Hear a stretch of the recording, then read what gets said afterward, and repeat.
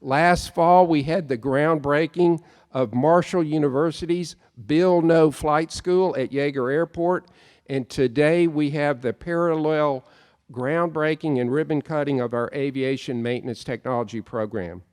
Today is chapter 2 of Marshall's aviation story, and this chapter is going to educate and train people in aircraft maintenance. It's going to attract aerospace companies to our region, create jobs, and significantly add to our region's economic development.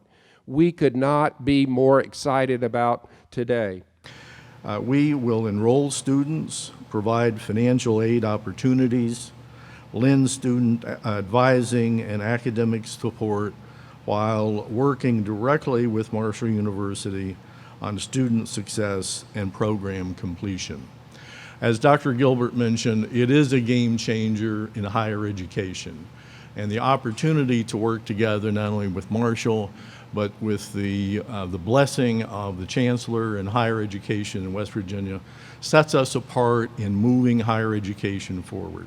You know, what we're doing right here, right now, is we're embarking upon creating or putting West Virginia on the map as a place where aviation-related industries can grow. Absolutely embarking upon another horizon to where West Virginia may not be first, but it is another horizon for West Virginia to step forward. We are obviously pleased to invest in the creation of an aviation maintenance technical course of study here in the Huntington area. We are optimistic that this program will address a need for the region and will bring more trained, credentialed professionals into the local workforce, supporting growth in the aviation sector and across the regional economy. The timing for this institution could not be better.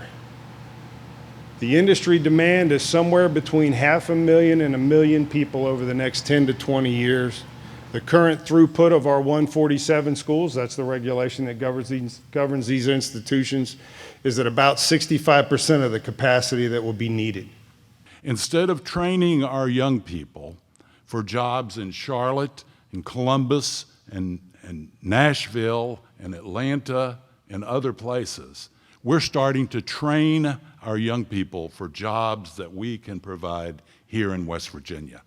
That's a wonderful thing, and that's what I see happening here today. We go to industry-related conferences and we get in front of these businesses trying to recruit them to our area. And the very first question they ask is, where's the closest aviation maintenance program? And, you know, we have to tell them, well, it's 2 to 3 hours away. You know, we have Fairmont, we have some in Cincinnati, over in Louisville, and, you know, that really deters them from selecting us. And so now I'm excited to go back and sit back in front of them and say, hey, we have one right here on this airfield. And I really think that that's going to be the winning ticket. This program will ensure that West Virginia not only has that pro-business environment and world-class workforce ready to serve a growing industry, but one of the interesting facts that I learned is that Boeing said by 2038 we are going to need 769,000 people to be able to do this job. Here we are, right here at our Tri-State Airport. But the partnerships that we see here today are what I think is so incredibly valuable.